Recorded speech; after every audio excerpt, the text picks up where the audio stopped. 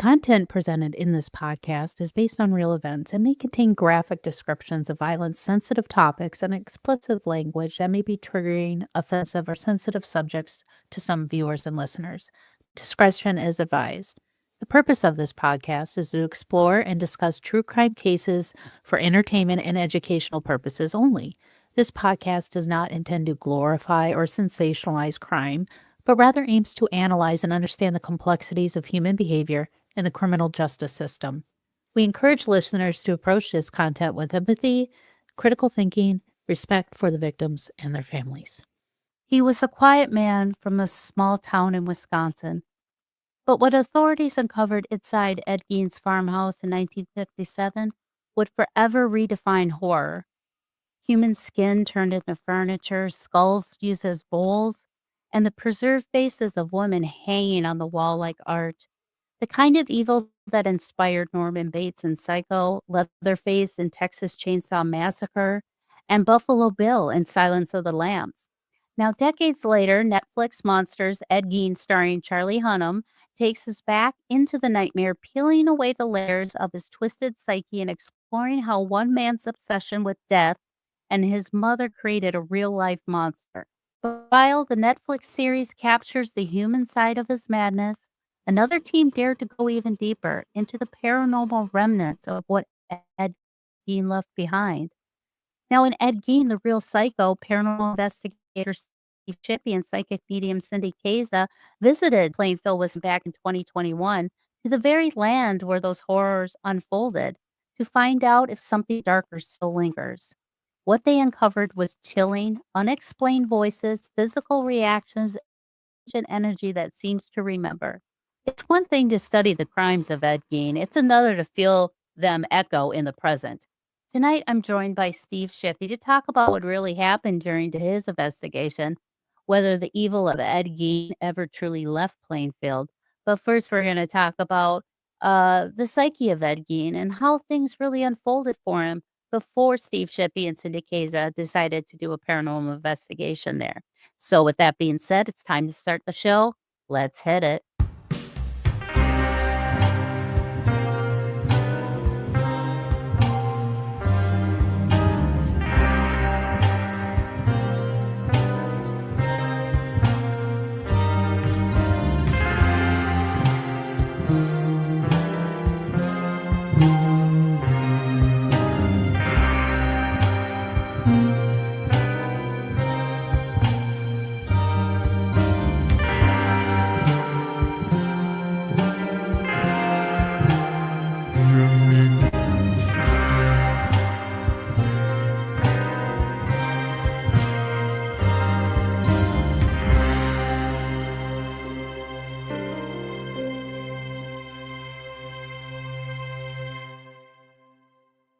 Hi, welcome to another episode of Mysteries, Mayhem, and Merlot. I am your host, Winnie Schrader. Tonight, I wanted to talk about Ed Gein. I know the Monster series out there, it's popular. Everybody's binge watching it. I binged all 8 episodes. But first, I do want to talk about a movie that just came out, and that is Black Phone 2. Yes, I saw Black Phone. I loved it. And Black Phone 2, I loved it even more. You have returning some of the returning cast starring Mason Thames and Ethan Hawke. Now this one it's a little bit different than the first one. It's not so based in one location. This one, but I love the storyline and I love how everything kind of ties from the first movie and they tie it in with this movie. And it's like they're going back to the past to help solve some stuff.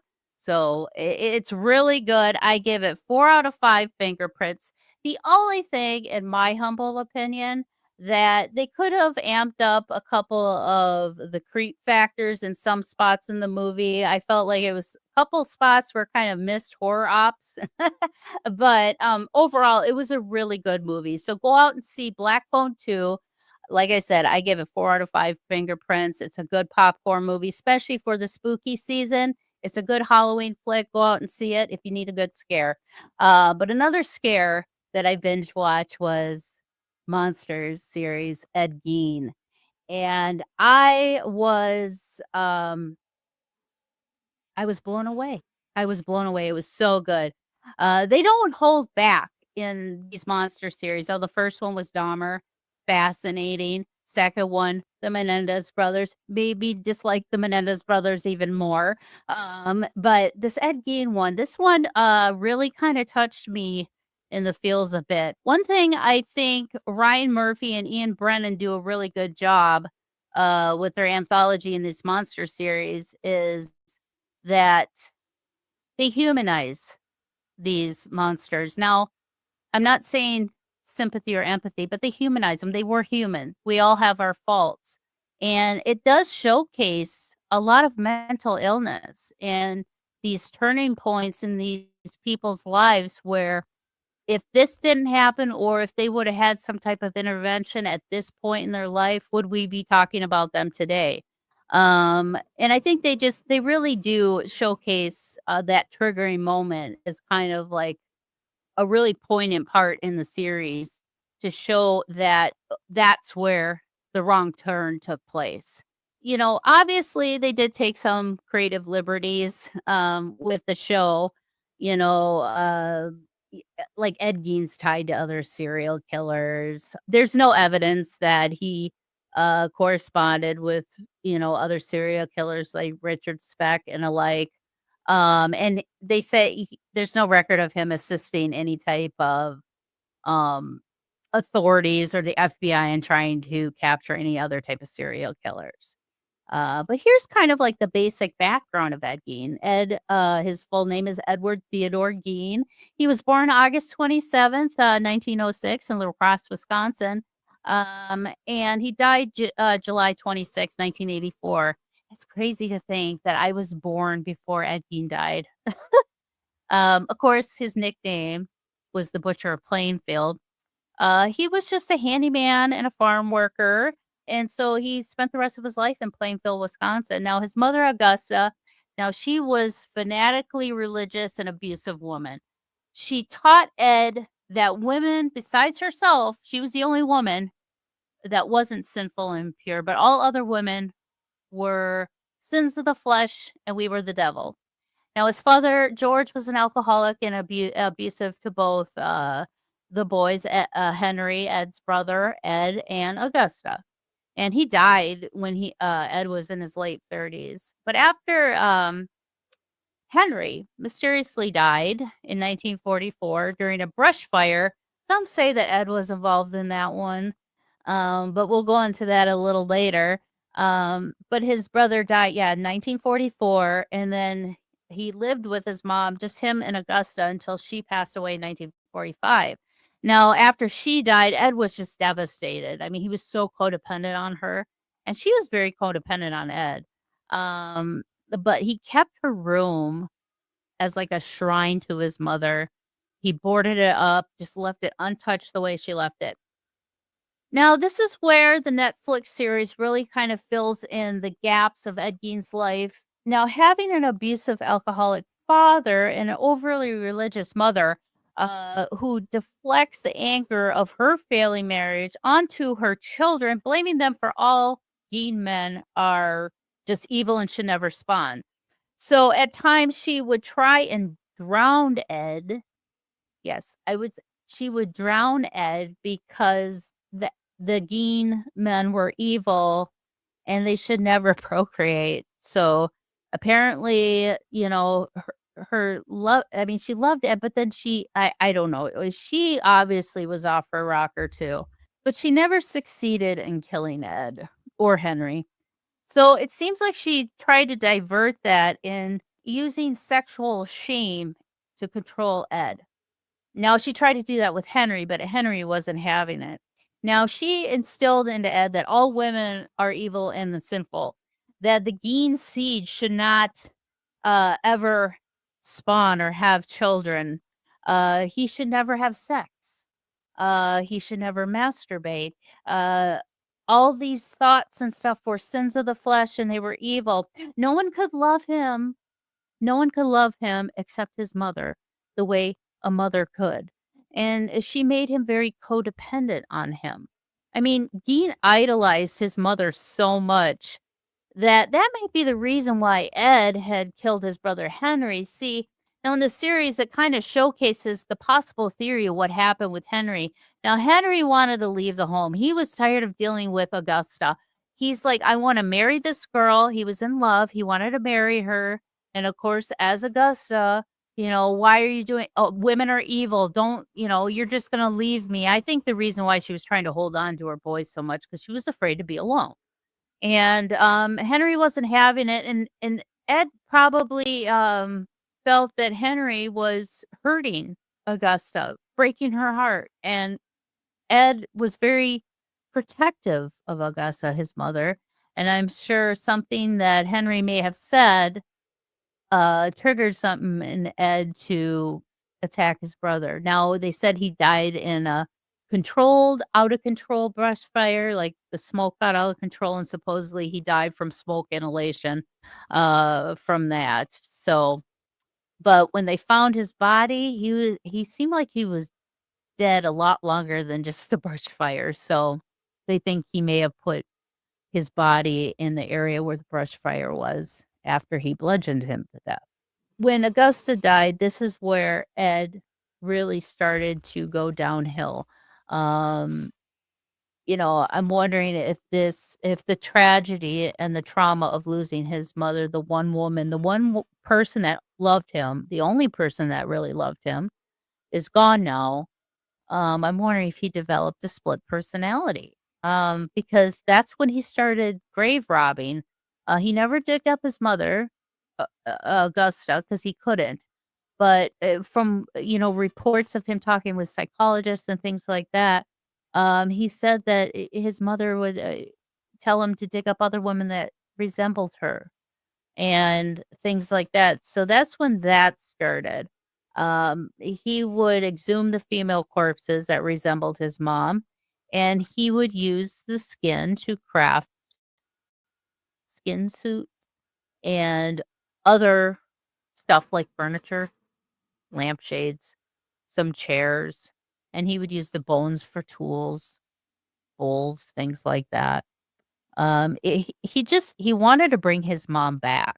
I think that's what it was. And so he thought maybe wearing these skin suits that resembled his mother, dressed like his mother, in hopes to bring her back or at least bring her to life in one form or another. Now, like I said, some of the items that were found, he would also take the skin off their face and make masks. So he would have a full bodysuit and a mask. It was quite disturbing, and it's not normal behavior, I understand. But when you really look at the backstory of Ed Gein, you kinda understand why he was doing what he was doing. Not to say that it was right, but you kinda get what he was trying to accomplish there. Now, he only confessed to 2 murders, okay? So technically, he's not even a serial killer. He's only killed 2 people, that he confessed to. So, and, I mean, if he wasn't caught, more than likely there would have been more. So, but the 2 that he, did confess to was, Mary Hogan, who was the tavern owner who disappeared, and they found some of her body parts and things like that in his home. He even stated that she really, really reminded him of, Augusta. Now, um, one of the gals, Bernice Warden, so she was the one that was the hardware store owner who disappeared, and that led to Gein's arrest because her son was a deputy sheriff, and he went to the hardware store to talk to his mom.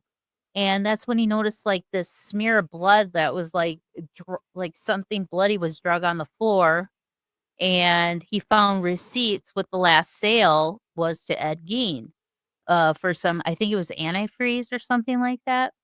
Now so they went over to the property, and this is where everything unfolded.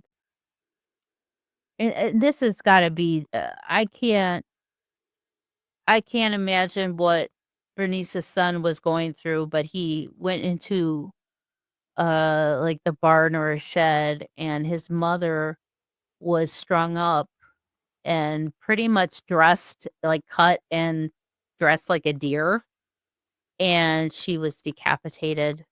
Her feminine parts were removed. She was split down the middle.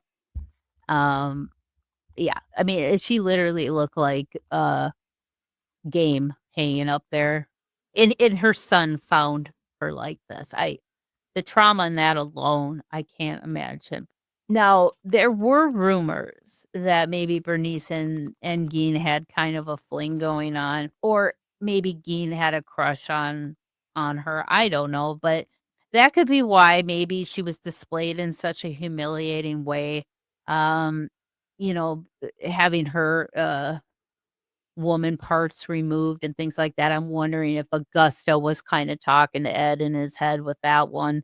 Because like I said, she would consider Bernice, um, a whore, a Jezebel, sins of the flesh type of stuff. So once Ed was arrested, everything else, a few months after his property, everything was going to get put up for auction. Now, in March of 1958, only 4 months after the murders of Warden and Gein's subsequent arrest, the killer's farmhouse and personal property was scheduled to be put up for auction. Now, as seen, there's a poster from the Wisconsin Historical Society. The sale was set to take place at noon on March 30th, with household goods, heavy equipment such as farming mill, mower for sale, as well as Ed's Ford sedan and Chevy pickup truck. Now, the farm itself would hit the auction block at 2:30 p.m., but right before the auction decided to take place, the home burnt down under mysterious circumstances. Now, possibly the angry locals and victims, and yes, I'm including the people that were already dead and the bodies that Gein dug up, because he mutilated their bodies, and that's something you just don't do. That's sacred. You don't uh, dismember or disturb the dead. A lot of the family members of them, they didn't want to see anybody profit from Ed Gein's stuff because of the nature of everything. He'd play with the kids. They'd jump on his back, and he'd give them horsey back rides and things like that. He was just a nice, odd little man.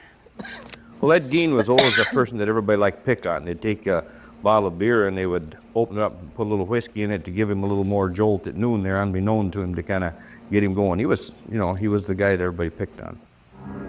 November 16th, 1957. The opening day of deer season, and every able-bodied man had left for the hunt. That day, Ed Gein was to drive into town stalking his own kind of prey, Bernice Warden, the owner of a local hardware store, a woman who reminded Ed of his mother. So she went to look out the window when he put a shell in one of the 22s and shot her in the back of the head, and then dragged her out in the back platform, loaded her on her truck, and took her about a mile out of town into a bunch of pines and transferred her to his truck and took her back to his home. As Ed went to work on Bernice Warden, her son Frank, a deputy sheriff, returned from deer hunting only to discover a pool of blood in the family store. Gein, the prime suspect, was apprehended hours later after enjoying dinner at a neighbor's house. After supper, Dan Chase, he was a deputy then, and then later became sheriff. He pulled up out in the road and came over and wanted to know if, he asked Ed, he says, "Are you Ed Gein?" And Ed says, "Yeah." And he said, "Well, would you come with us?" In the hamlet of Plainfield, news of the murder spread like wildfire. I ran across the street over to Hills, and I rapped on the door, and I said, "Irene, did you hear about the murder in Plainfield?" And she said, "Yes." And she told me who it was then, that it was Mrs. Worden. And she said, "You'll never guess who they picked up for it." And I said, "Well, no, who?" And she said, "Well, Eddie Gein." And we both kind of laughed because we knew we wouldn't hurt a fly. Within hours, the eyes of the world were riveted on Plainfield, Wisconsin. Dan Hanley was one of the first reporters on the scene. It was just it's a small sort of farmhouse. And went around, came through the back, and that's where the shed was, where he had found Mrs. Warden's body. Each passing hour unearthed new horrors at the Gein farmhouse. Headlines screamed tales of necrophilia, cannibalism, and grave robbing. Well, as it turned out, he had robbed a dozen graves and taken the the corpses and made death masks with them and collected skulls and did upholstery. Revelations that Ed Gein had been stealing bodies from the local cemetery were devastating to the people of Plainfield. Well, the grave robbing was very shocking also because we didn't know how many. And of course, practically everyone had lost someone within that period of years. And you didn't know if it was someone of your family or some of your friends or whatever. The little town of Plainfield had another agony to endure, the funeral of Bernice Worden. Bernice Warden's funeral was something to behold because they had put Mrs. Warden back together again and had an open casket funeral at her church. There was a steady stream of reporters. My folks owned a country store at the time, and they were in there from early morning till late at night, and just one right after another. And curiosity seekers, there was thousands of them. And the traffic was bumper to bumper, from Plainfield out to his house and back, and all the crossroads. And you couldn't believe it.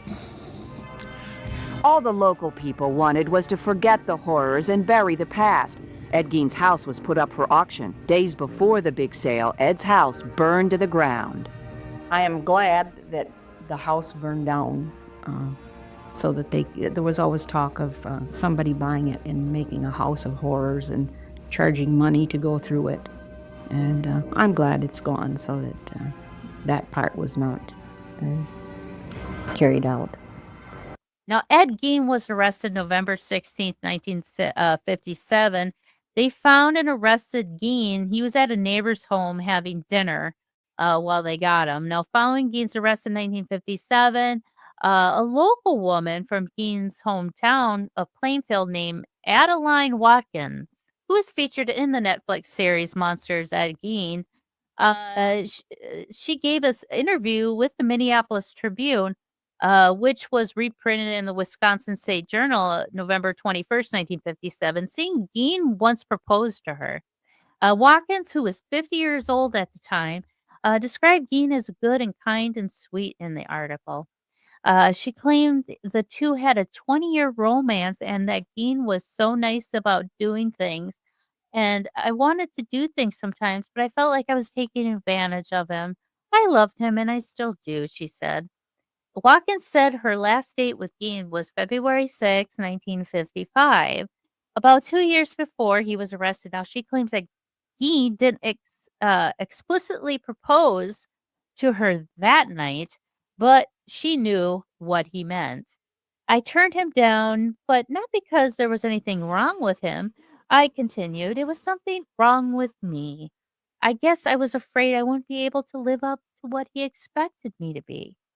Watkins' mother was also quoted saying that Gein was a sweet and polite man who always had her daughter home by 10 p.m.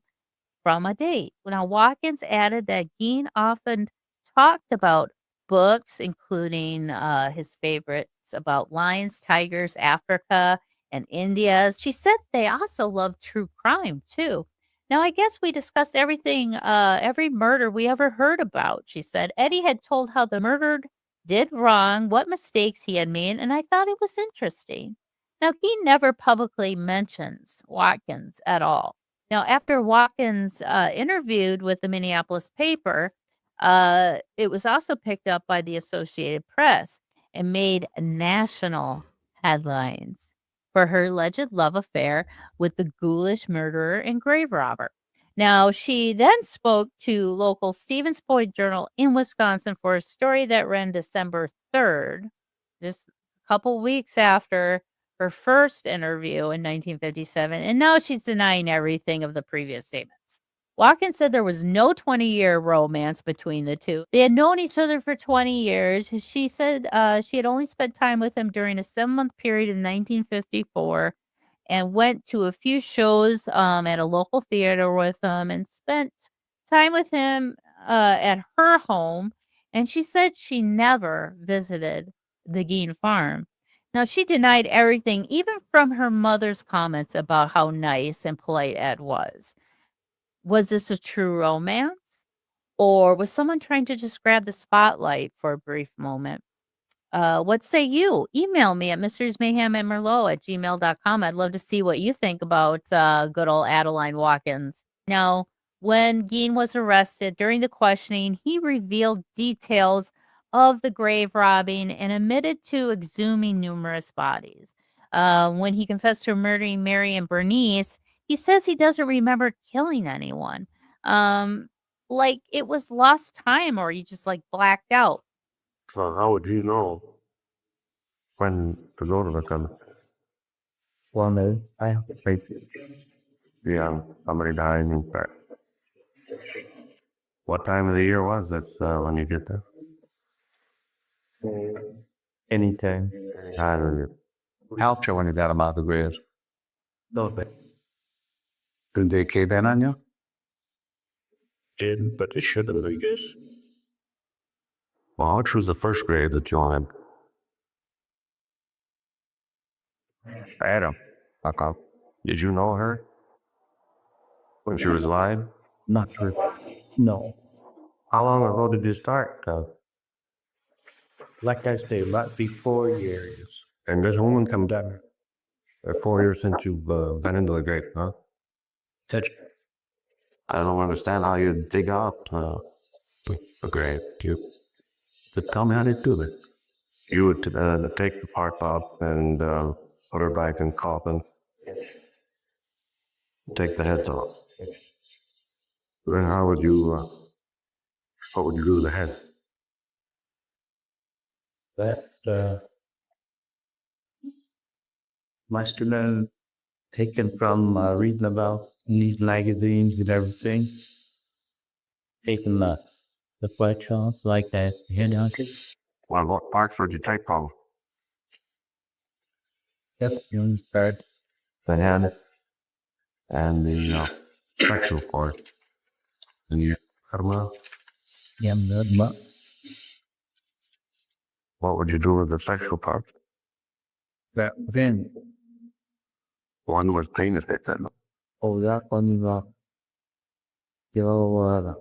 on the dog, the up and be look the table over. Everything like then being involved, they dries them on it. Where would you put them to dry? Yeah, the moon, darling, I just put him back. Oh. Well, what would you do with the sexual part? Anything? No, that's the darn part of it. It's like that. Don't even lose that. That's only the night box there for years. That we even look now. Would you work all right at that? That's right. recent brain? That's right. That one out home there. Did that come soon? Okay, that's all off. See, I did the folks in the library that often say I didn't take any head anything. Good. I thought it came through like, easy for it. Or ridiculous as what a Bible. This set is all that I realized then that I was going wrong, just nor anything after. When you dig the blade up, you were kind of in the haze too, is that it? But the life of you, this good. And then one time you said you were trying to realize what you were doing and you colored it up without taking it. And that's right. I ever asked the boy in the crop with this on evening? No, I never asked, because that way. It was just a yo. You see this going there? I call it up here. And I said, in your roller skate? She said, no. I said, well, I think to have so many goals need to hold me up because that ever roller skate. Well, I'd be there. What was her name? Bernice, or Warden. Do you remember calendar? That's what I can't remember. Really, what I'm wondering about, how could I shoot it, or did I shoot it? Well, you tell me. I don't know. That's what I'd like. I'd like to find out. I asked them to check my gun. See, it would be kind of hard to drag her out of the store, though. You quite a heavy one, didn't you? Did you throw her over your shoulder?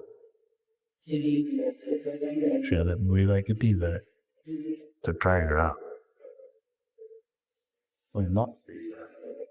Did you remember carrying her in the truck? Was that?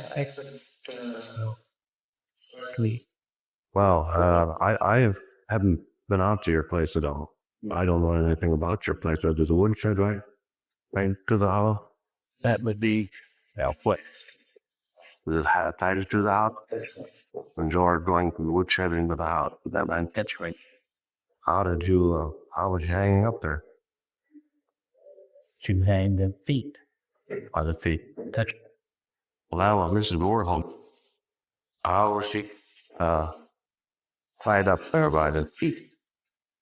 Was it rope? Well, it was a but into that. What did you intend to do with her body?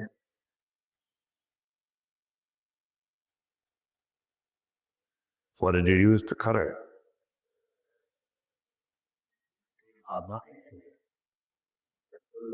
Got the knives there that you used for that? Well, they shot a knife with. Well, and, what kind of a knife did you use? Well,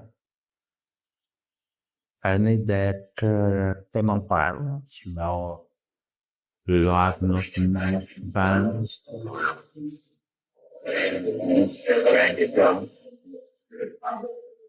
We're very young. Yourself? It's a hard deal. Yeah, but, well, it has to be. No, I need that. No idea what I'm going to use it for. For things that happen, like name. Using the folks when I stand. I don't just recognize, but as far as our outfit is, that I can remember good. Well, another thing is that they shoes and that and my dad, but I can't remember that at all. Whether they just sent back or they telling the truth. You remember getting fire very over. Remember? Right over. You ever run the airplane? Well, like I told them, they've probably 3 times. Were you in there the day she went missing? No. Did you remember dressing out her body?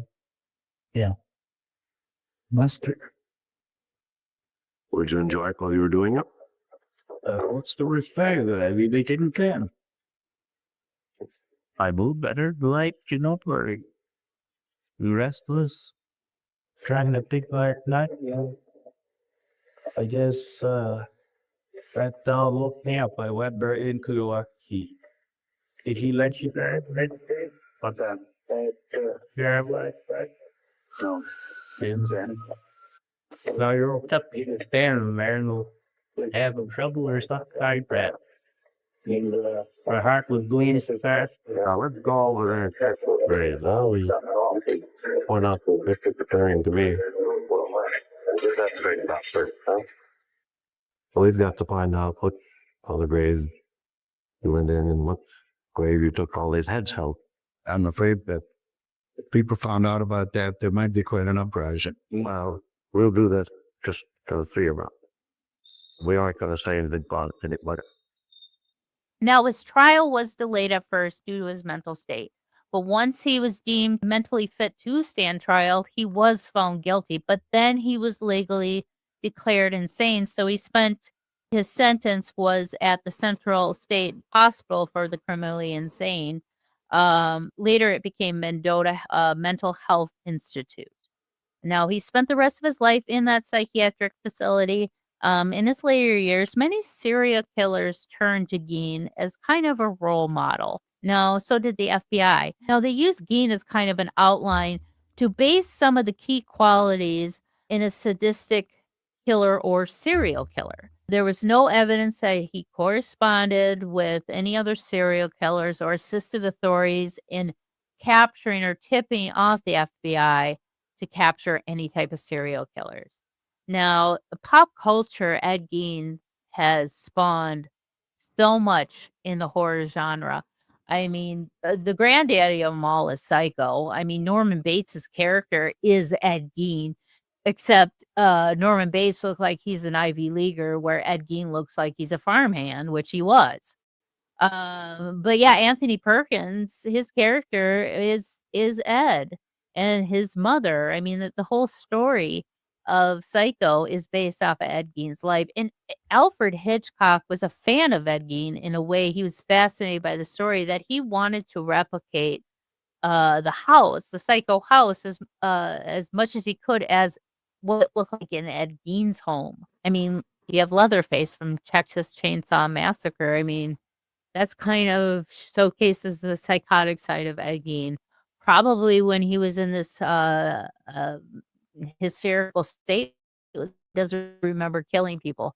That's Leatherface. And then you have Buffalo Bill, Silence of the Lambs. I mean, he was putting on the skin, kind of having that sexual deviant behavior. So that kind of showcases that as well. So, I mean, he has spawned so much. And yet we look at Ed Gein and realize how much of a person he was. I mean, it's like they've taken all these bits and pieces from Ed Gein's story and created this whole new persona of it. And that's what we associate with the man, is the monster that he became. Now, he later died in 1984 from respiratory failure due to lung cancer.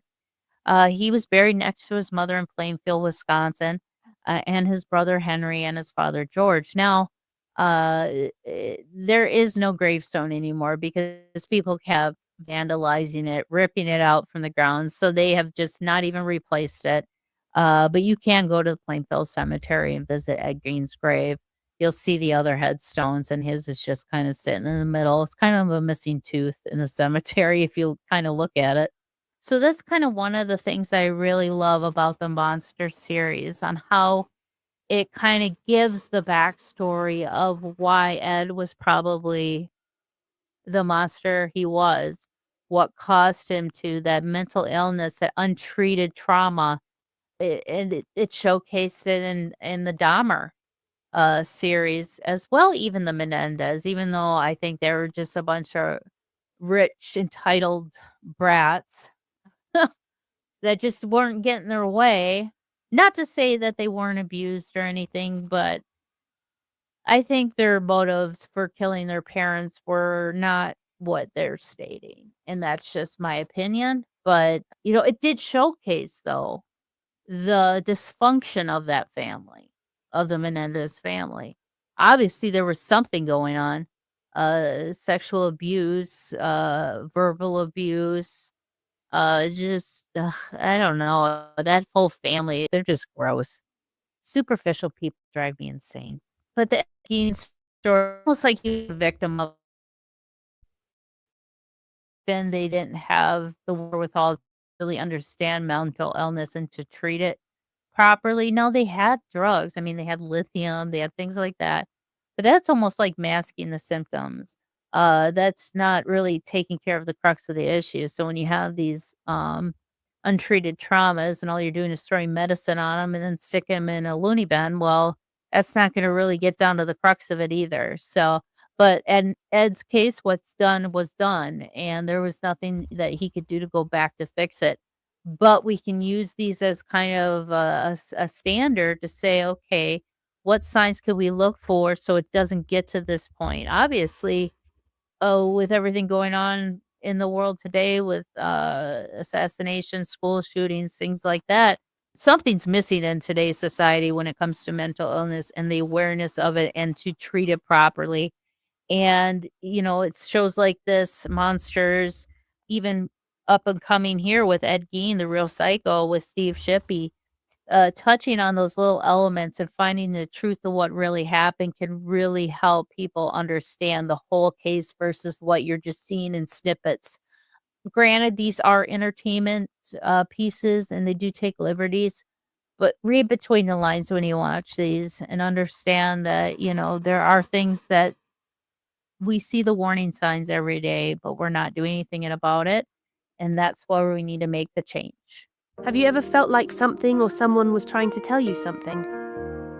That inner nudge, that quiet whisper from the universe, with intuition sharpened by years of spiritual connection and a deep-rooted gift. Winnie Schrader delivers readings that are compassionate, insightful, and shockingly accurate. Whether you're facing a crossroads healing from heartache, or just curious what the cards reveal, Winnie creates a safe, sacred space to explore your journey. This isn't fortune cookie fluff. This is honest, intuitive guidance from someone who's helped hundreds find clarity, closure, and confidence. If you've been waiting for a sign, this is it. Book your session now at lovelotustarot.com and take control of your journey. That's lovelotustarot.com. Winnie's sessions are personal, powerful, and often life-changing. That's lovelotustarot.com.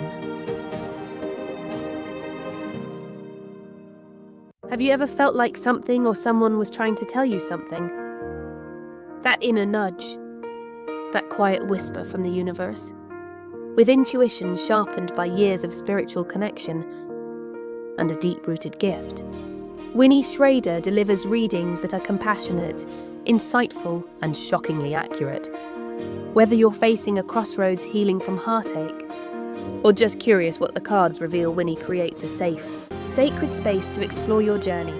This isn't fortune cookie fluff. This is honest, intuitive guidance from someone who's helped hundreds find clarity, closure, and confidence. If you've been waiting for a sign, this is it. Book your session now at lovelotustarot.com and take control of your journey. That's lovelotustarot.com. Winnie's sessions are personal, powerful, and often life-changing. That's lovelotustarot.com. And speaking of something different, something, that really hasn't been done is paranormal investigating the Gein property. In Gein, the real psycho, paranormal investigator Steve Shippy and psychic medium Cindy Kaza traveled to Plainfield, Wisconsin back in 2021, the hometown of Ed Gein. And together they uncovered what still lingered on the land where the infamous farmhouse stood. Now, they didn't just explore the history. They made contact with something that defied explanation. Using advanced paranormal equipment like the geoport, psychic impressions. I mean, Cindy was doing psychometry in the land and local insights. Steve and Cindy uncovered evidence that was so compelling, it sent chills down my spine. The energy, the voices, the undeniable presence they captured left me stunned. I was just stunned. So I would love to welcome Steve to the show. Welcome to the show, Steve. Hey, Winnie, thank you for having me so much. Okay, so with monsters being popular on Netflix, everything about Ed Gein right now is blowing up. Now, unfortunately, he can't find this documentary anywhere. Somehow with the merger, it got lost in the mix. Discovery doesn't have it out. Hopefully, with all this hype with Ed Gein, maybe they'll put it back out. But I kind of wanted to give my listeners some insight of what you guys did on the property and what you uncovered, because nobody has ever explored this aspect of Ed Gein before. So what was kind of your impressions first when you got to the farm? Foreboding, ominous to me, when we first got out there and kind of, crossed the threshold, if you will, opening that gate, walking out onto the property. For me personally, it felt like a million eyes kind of watching you. It felt like you just, you felt like something was going to happen at any moment. And mind you, the first time I went out there was broad daylight. It was, still plenty of evening light left. So even with the daylight and the sun still up, you still had that feeling that you knew that you were somewhere where something really terrible happened. And even though that was quite some time ago, that energy still continues. Yeah. And, and also bringing Cindy out there, who is a wonderful psychic medium. She has so many gifts. And she was doing something that a lot of people don't do is psychometry of the land. And psychometry is where you touch things and you start getting psychic impressions. I can do some psychometry.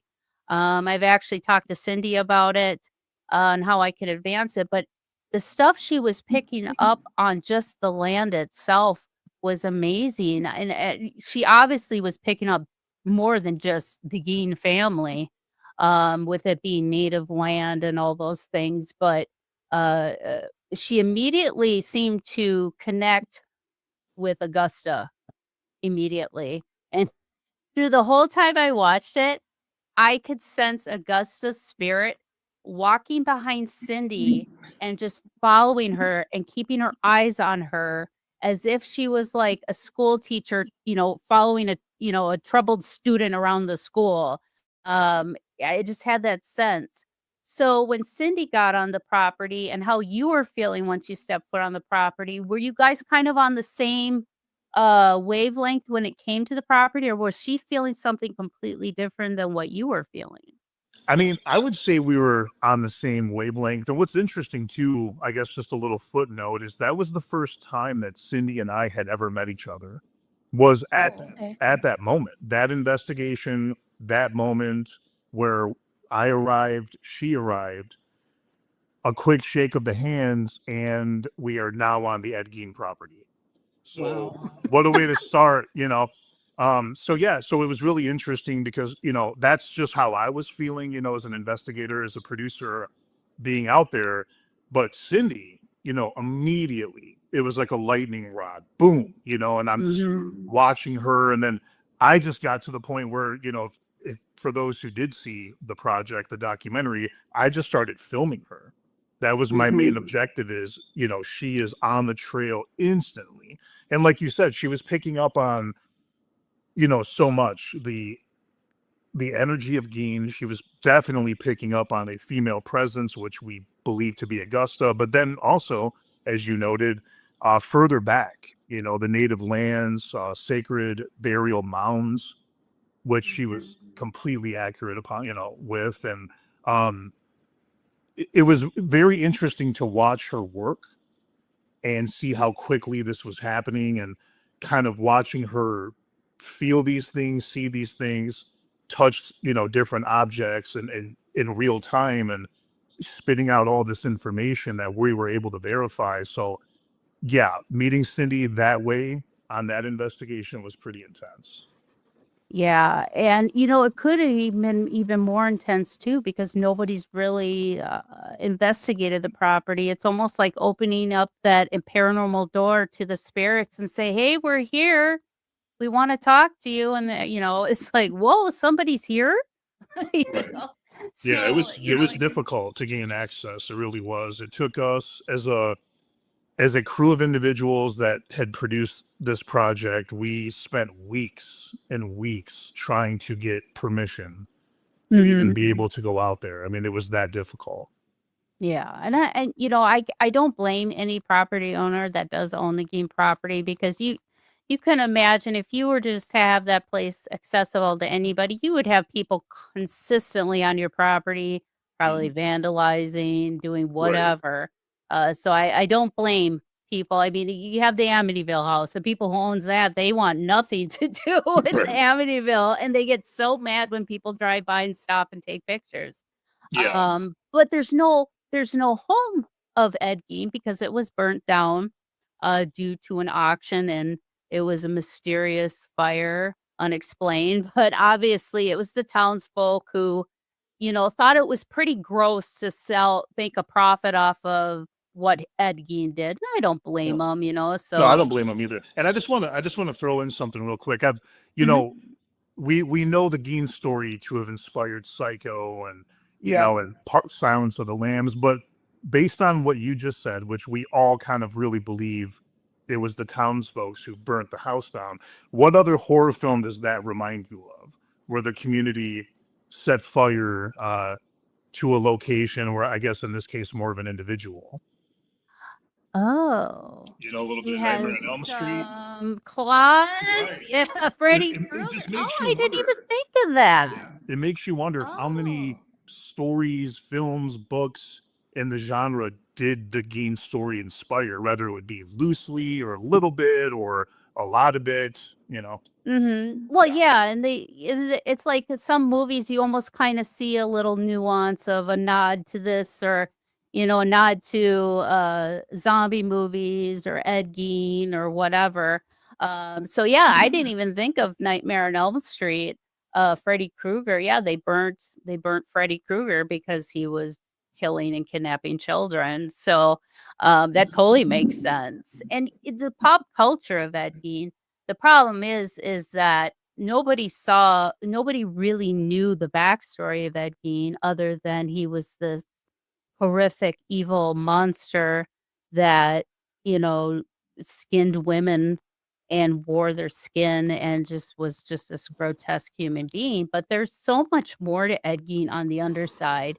And that's what I liked about your paranormal investigating, because some of the stuff that you guys captured as evidence, especially using the geopore, which I love. I love it because I can really get a sense of what the communication wise I can pick up on it better than using just a straight spirit box. Because with my hearing and tinnitus, it's that high pitched white noise can get really ear piercing for me. So I do love the geoport. So what were you when using the electronic equipment? What was kind of were you shocked at the responses that you were getting? I mean, as Yes. clear as they were. I mean, if you want to go over some of the examples of what you caught. Yeah, I mean, the communication was very clear. Words, phrases that were not only answering the questions that were being asked, but directly correlating to Ed, Augusta, the town. Um, Everything was so specific, and there were times where, kind of like Cindy was trying to interpret, through her means, who am I talking to right now? Is this Ed's energy? Is this Augusta? Even the communication through the technology was that way, because there were times where it would say this is Ed, and you're kind of going, okay, wait a minute, are we literally communicating with Ed Gein at this moment? But then it would change, and then it would become more feminine, and then it would kind of confuse you, and so you were always wondering, okay, what's really going on here? Who are we talking to? Right. And it's hard, especially dealing with the paranormal, because in the spiritual realm, you don't know exactly. They could say who they are, but are they really them? And that kind of plays into my theory, watching monsters and watching anything on Ed Gein. I was talking to Dave last night, and I mentioned it to you. I'm wondering when Ed being schizophrenic, he was diagnosed with schizophrenia. A lot of phrenics, especially when they have some type of trauma in their life. Now, Ed was very codependent on his mother. She made him that way. And he was kind of slow-minded. One could say, he probably was on the spectrum somewhere, very socially awkward. Now, with any type of trauma, it seemed everything escalated once Augusta passed away, when she died from that final stroke that she had. I'm wondering if that trauma of losing his mother and how codependent he was on her, I'm wondering if maybe that's where he developed the split personality, and almost like he created his split personality was almost like a mirror of his mother. And so I'm wondering, in the spiritual side of things, I'm wondering if that's why you guys were kind of feeling both energies at the same time, because they were so interconnected in life and probably in death now. And I'm wondering if that's kind of why you guys were kind of confused on, am I talking to Ed? Am I talking to Augusta? What's going on? It feels like everything's shifting. And I remember Cindy mentioning that. She's like, it would feel male, then it would turn feminine, and then I would get a sense of Augusta, but it says it's Ed talking. So I'm wondering if that's kind of where that was coming into play. I mean, I believe that's a very intelligent theory. It makes sense for a lot of reasons. Could that be the moments of the break psychologically? The official break where his mother's passing pushed him even further over to have literally two complete different personalities. It would make sense for a lot of reasons. Especially, we know that Ed would wear a dress of skin and different things like this. So we knew that he would have that tendency to want to emulate other people specifically. But who was he more bonded to than anyone on this earth than Augusta? Yeah. Right. Yeah. And So, he, yeah. I mean, he never even dug up Augusta's body because he just couldn't. But it was like in his mind, it was Augusta telling him to dig up other bodies that looked like her so he could emulate her in life while she was in death. So I'm wondering if that's where it came into play. I suppose in death, that could still be lingering with him. So that might be why you're feeling kind of dual energies. And I wouldn't be surprised if their two spirits combined in the afterlife as much as they depended on each other. My goodness, they were like one person almost. Yeah. It's like, was she controlling him in death as she did in life? Right. Yeah, and I think she did. I really do. It's like, and with his mother consistently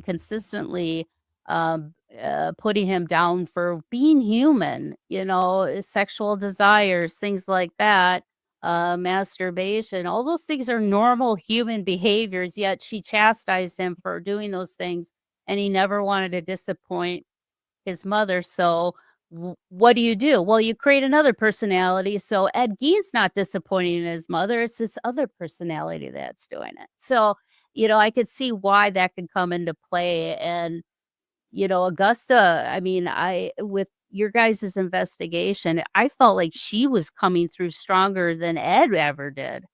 And it's like she's almost like the puppet master in all this. I feel like she's like Jason Voorhees' mom. Right. If you want to compare her to any mom. That's a good analogy. It really Yeah. is. Well, there's another tie to another horror movie. Right. Yeah. But yeah, you're right. I mean, her presence was so overpowering throughout the investigation. I'm getting that through my devices, the Geoport, Spirit Box, etc., EVP. But Cindy, without using any of the gear, doing what she does, she's also picking up the whole time Augusta's energy, following her, not happy about our presence there, just always lurking at all times. The grip of control that Augusta had is, I've never seen anything like it. I mean, obviously the backstory of Gein and realizing, as you said, how awful it would be to grow up with that person as your mother, but even as a spirit, we've never seen anything with this much control, following everywhere at all times, no matter where we were, whether it be the cemetery or even, where we were calling our home base, and obviously the property. So it's kind of like you always felt encompassed with this. Yeah. Now you investigated some other locations that were associated with Ed Gein, not just the property, the farm, but the cemetery. But what other areas did you investigate in Plainfield that were kind of associated with him? We went to a few different private residences. I think it was Tom Dreyer, if I recall his name was. I mean, that house, that was such a dark energy. I'm not, saying it's from Tom, but, from items he had purchased through auction that he believed to be Gein's. There was such a strong presence there and so much energy at that place. We went to the local museum that had items of Gein. In fact, we even went to the old jail, a cell that Gein was held in. So we really kind of dug in deep. Historical Society, talking to different people, witnesses. Everywhere we went, it just seemed like obviously we would learn more from where we were going, but the presence was always there. We were still getting the same energies, if you want to call it Yeah. that, coming toward us in different ways. Yeah, it's almost like I felt like Augusta was just following you guys around, like, because she didn't want you nosing in her business type of thing. It was just that's just the way she was, though. I mean, so in death.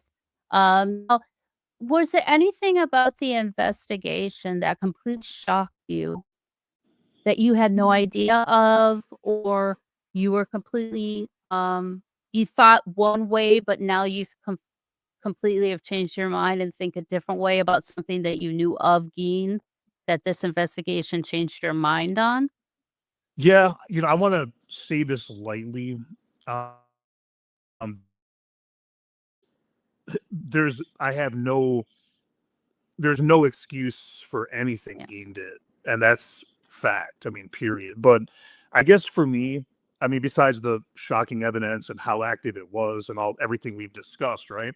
I want to say for Mhm. me, what was really shocking was what we learned about Gein as a person, about his childhood, maybe what happened to him along the way. Because, we have this face of a monster.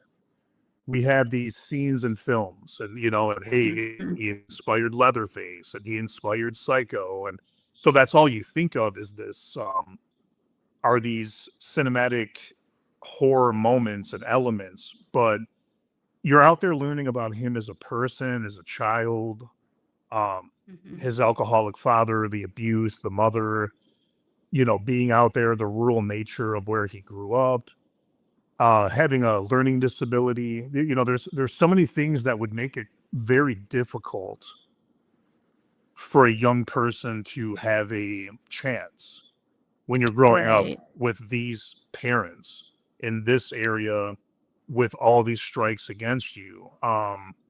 So it's kind of like on one hand you had this empathy for the child Ed and how he Mhm. grew up and things like that, but then you're also having to wrestle with the fact that what he became, what he Mhm. did, the effects on the community, the people that he murdered, how it affected their family, how it affected the whole town, really how it affected the nation in so Right. many ways. He put terror in the hearts of millions of people. And you just kind of think, what drives a person to get to this point? How could somebody that was described as mild mannered, congenial at times, a little strange, but behind closed doors, this is what Ed is Yeah. doing. Yeah. Right. I mean, it was to the point where people, yeah, he just kind of seemed socially awkward, kind of an oddball, but he was everyone said he was just nice and well mannered. I mean, he babysat neighborhood kids, Yes, that's true. and That's true. it's so, I know. And when you look back, I mean, when you think to have your own mother try and drown you for the sins of your father, and that the Gein family should have never spawned children to begin with, and she's like literally trying to drown Ed as like a 6-year-old boy, and then she would pull him out of the water. I mean, can you imagine what that would do to a 6-year-old mind? Yeah. I, And you that's know, just, and Winnie, that's just one incident. yes, But I know. one major, I mean, just who knows what we don't even know about, what incidents were never really even revealed through reports or interviews with his psychologists and therapists over the years, or things he doesn't even remember that Right, happened. 'cause Yeah. yeah, because there was even mentions, could there have possibility been a sexual relationship with his mother at times, maybe when he was older? Who knows? Obviously, they shouldn't have had children at all, and, it's sad because it seems like it could be so preventable. But yeah, it's just kind of interesting, to see what you guys picked up and what Cindy was picking up. And I'm sure with her ability, she was probably picking up a lot of that trauma that Ed was going through. And, you can't really go out and state that stuff on TV without evidence, but, it does kind of give you a sense of empathy, not for Ed the monster, but for Ed the human, and to know that it could have been prevented. And it's like that with every serial killer. Even though Ed Gein technically does not fit the textbook serial killer, he only confessed to 2 murders of Mary and Bernice. But so technically, he wasn't a serial killer because the rest of his victims were already dead.